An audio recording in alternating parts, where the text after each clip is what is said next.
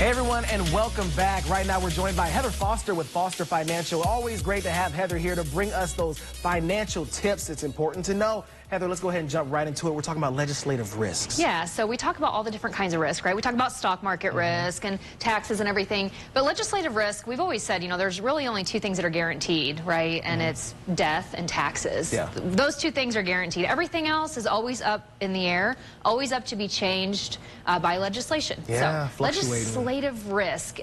This is the kind of stuff that, again, we talked last week about the debt ceiling, Tony, and kind of the risk associated with some of the cuts that they may do if they don't get a deal done, or even if they get a deal done, some of the things that may change. But this goes in across the board. We've seen a lot of legislation changes really since COVID started. We saw the Secure Act 1.0, we saw the Secure Act 2.0. It changed things like required minimum distribution ages. They proposed at one point to take away Roth conversions or mega backdoor Roth conversions. They looked at people and said, hey, maybe you shouldn't be able to do certain things because your income is so high. So be aware that legislation risk is a very, very real risk, and it will affect your money. So this is where the money side of it comes in.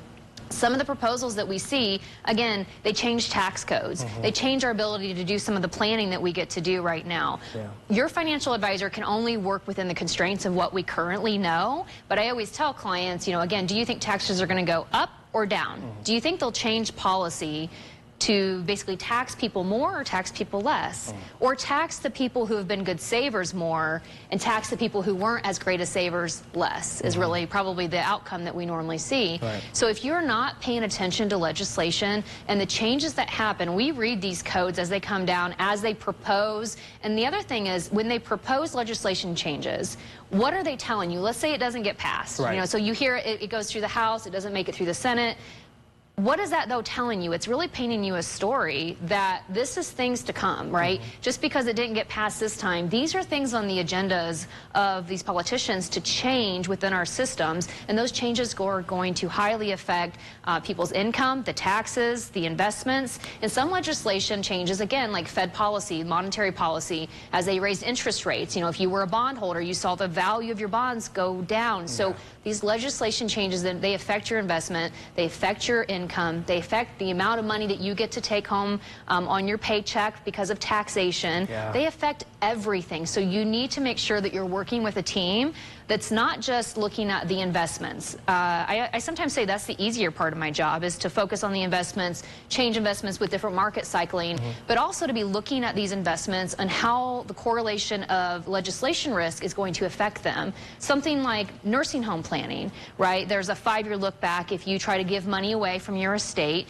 if you were to go into a nursing facility that's protected. That used to be 2 years. They've also proposed many, many times to make the look back forever. So if somebody ever gave you money and then they go to a nursing home, the government basically has a right to come in and say, hey, can you give that money back because they gave you money out of their estate and now we want it to pay their medical bills instead of the government paying their medical bills. So legislation changes when it comes to nursing home planning, tax planning, investment planning.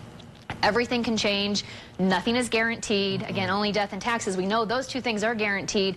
Everything else is always subject to change. So you need to make sure that, one, you're looking at your portfolios, knowing that things can change. This is why I obviously preach Roth conversions. Pay the taxes now, because you don't know what that's going to look like in the future. Again, under known assumptions, it's probably better for you to look at Roths now so that you can grow your money tax-free for as long as they allow us to grow it tax-free, because they can change that as well. So working with a firm that's focused on legislation changes is important. And Heather, you're always coming, bringing those ideas or those topics that a lot of us don't think about. Because, you just may not think about it, but that's why we have you, right? Yeah, and some people don't want to think about it, and that's why they hire us. Most definitely. And you guys, if you take a look at your screen right now, you can check out more information, book that consultation to be able to get in and get those questions answered and see what you need to be doing with your money. We'll be right back.